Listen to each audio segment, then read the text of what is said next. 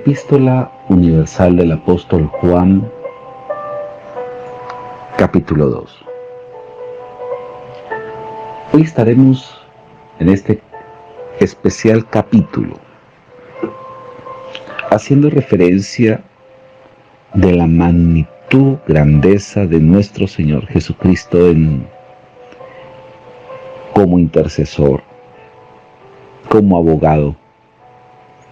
Este capítulo 2 es uno de los más importantes de la Biblia. Todo cristiano, todo hombre creyente debe leerlo, debe meditarlo y aplicarlo. Leamos. Hijitos míos, dice aquí el apóstol Juan, estas cosas os escribo para que no pequéis. Y si alguno hubiere pecado, abogado tenemos para con el Padre, a Jesucristo el justo. Y Él es la propiciación. Recuerdo bien esa palabra, propiciación. ¿Se acuerdan de ese hombre que estuvo un publicano junto con un fariseo, fueron a orar al templo? Y dice que el fariseo se justificaba a sí mismo, mientras que el publicano decía, sé propicio a mí que soy pecador. Esa palabra propicio significa cúbreme con tu justicia. En el Antiguo Testamento, específicamente en el tabernáculo, dentro del lugar santísimo estaba el arca del pacto. Esa arca tenía una tapa que se llamaba la tapa de la propiciación o el propiciatorio. Y era con el fin de cubrir la justicia de Dios. Por eso dice aquí, Él es mi propiciación. Él es el que cubre el juicio de Dios hacia mí. Dice, por nuestros pecados, y no solamente por los nuestros, sino también por los de todo el mundo, o específicamente toda persona que se acoge a Jesús. Y en eso sabemos que nosotros le conocemos y guardamos sus mandamientos. El que dice, yo le conozco. Aquí la palabra griega para conocer es ginosko, que significa conocerle muy bien, conocer íntimamente. Y no guarda sus mandamientos, el tal es mentiroso, y la verdad no está en él. Pero el que guarda su palabra,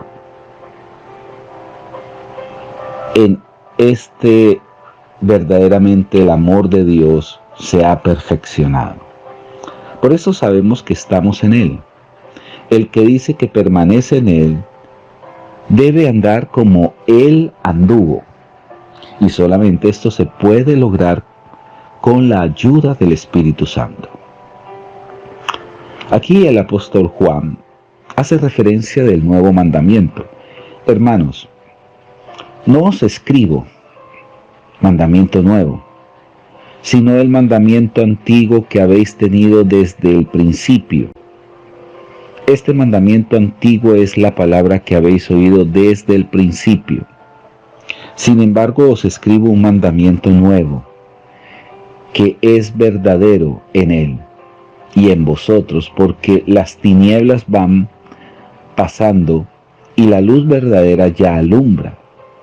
El que dice que está en la luz y aborrece a su hermano, está todavía en tinieblas. Bueno, esto es para tener entre ojos, ya que hoy en día hay mucho aborrecimiento. Muchas veces no hemos perdonado totalmente personas que nos han herido, que nos han hecho mal.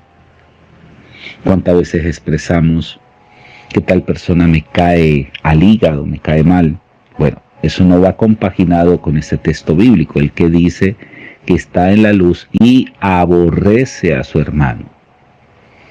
Aquel que hace mala cara cuando lo ve, aquel que ciñe sus cejas cuando lo vislumbra. Dice aquí, el que ama a su hermano permanece en la luz y en él no hay tropiezo. Dice aquí, el que ama a su hermano. Por eso la Biblia es tan ratificante cuando dice que hay que amar a los enemigos, cosa tan difícil humanamente, pero no imposible cuando andamos y caminamos en el Espíritu. Dice aquí, os escribo a vosotros, hijitos, porque vuestros pecados os han sido perdonados por su nombre. Es el único nombre en que se pueden perdonar pecados. Os escribo a vosotros, padres, porque conocéis al que es desde el principio. Os escribo a vosotros, jóvenes, porque habéis vencido al maligno. Aquí Juan hace referencia a los ancianos, a los jóvenes. Escribo a vosotros, hijitos, porque habéis conocido al Padre. Os he escrito a vosotros, padres, porque habéis conocido al que es desde el principio. Os he escrito a vosotros, jóvenes, porque sois fuertes, y la palabra de Dios permanece en vosotros y habéis vencido al maligno. Cosa tan difícil, sobre todo para los jóvenes, porque son bastante vulnerables por su emotividad juvenil. Dice aquí en el verso 15, no améis al mundo. El mundo es una dimensión. El mundo es como una aspiradora. Absorbe conciencias, mentes, utiliza los sentimientos, los deseos, los placeres, con el fin de arrastrar. No améis al mundo. Y cuando dice no améis al mundo, no améis los sistemas, no améis lo que el mundo provee, ni las cosas que están en el mundo.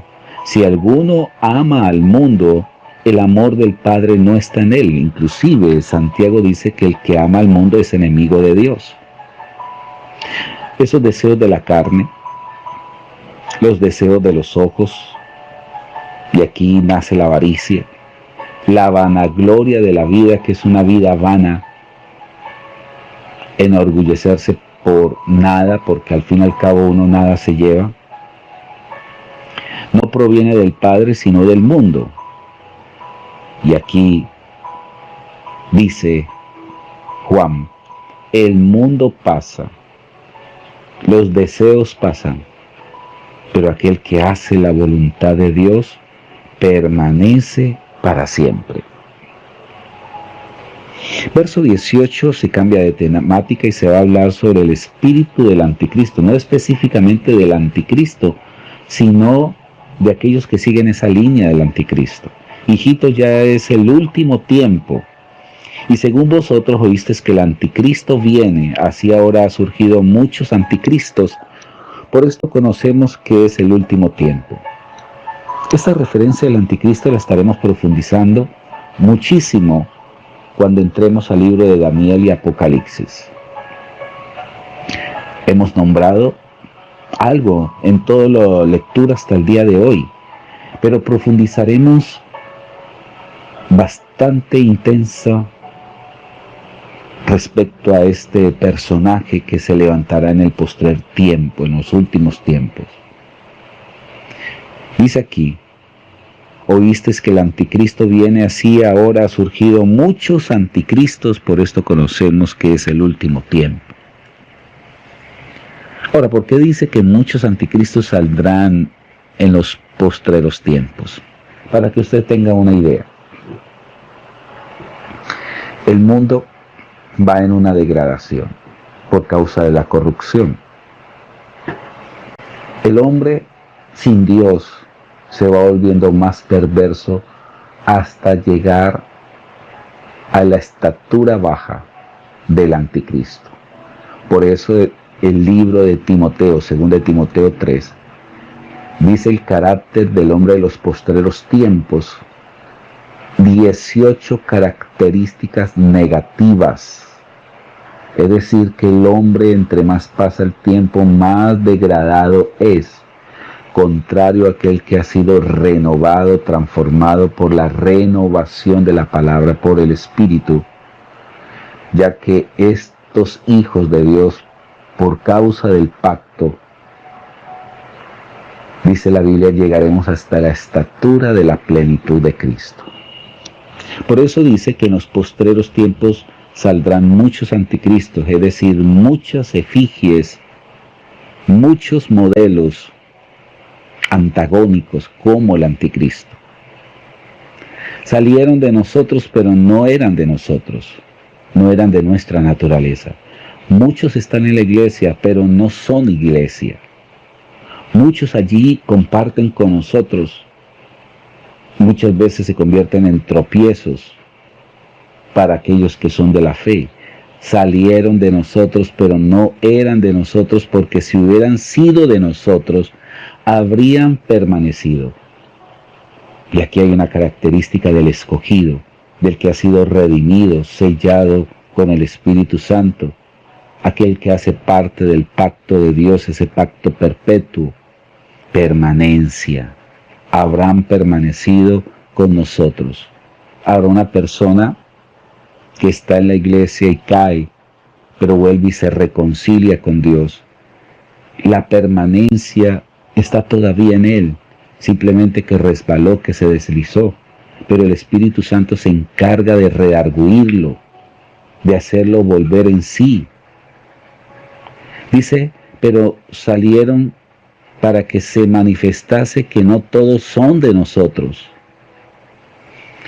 Este verso 20, que es un clásico, pero vosotros tenéis la unción del Santo y conoceréis todas las cosas. Hay una gran diferencia entre la unción y la plenitud. Pablo habla de la plenitud, el pleroma. Inclusive la palabra unción significa untar. Ungido significa que ha sido embalsamado del aceite. Cuando se ungían en el Antiguo Testamento se empapaban de aceite, se untaban de aceite. Pero Pablo va más allá, habla de la profundidad del Espíritu en una persona que es el pleroma, que es una llenura total. La unción es la base inicial para llegar a la plenitud de Cristo.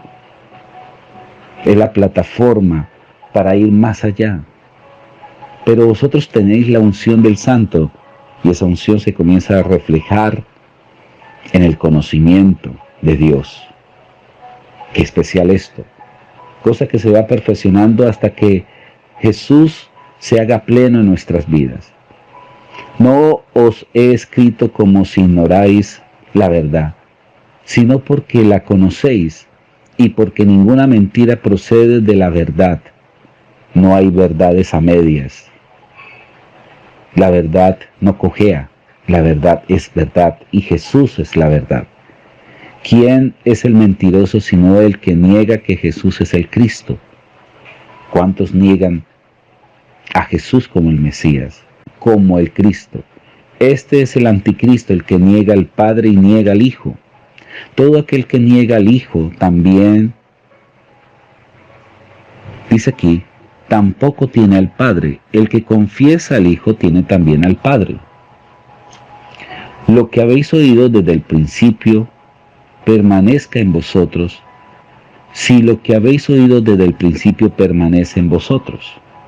También vosotros permaneceréis en el Hijo y en el Padre, y esta es la promesa que Él nos hizo, la vida eterna. Amigo y amiga, nosotros no tenemos vida efímera, vida pasajera, vida por un tiempo, es vida eterna. La eternidad comenzó desde el momento de nuestra elección. Dice aquí, os he escrito esto sobre lo que os engañan, pero la unción que vosotros recibisteis de Él permanece en vosotros y no tenéis necesidad de que nadie os enseñe, así como la unción misma os enseña todas las cosas y es verdadera y no es mentira, según ella os ha enseñado, permaneced en Él. Y ahora, hijitos, permaneced en Él, para que cuando se manifieste tengamos confianza, para que en su venida no nos alejemos de Él avergonzados. Si sabéis que Él es justo, sabed también que todo el que hace justicia es nacido de Dios, es nacido de Él. Que tengan todos un feliz día y la verdad que día tras día disfrutamos más estas meditaciones, estas enseñanzas. Bendiciones.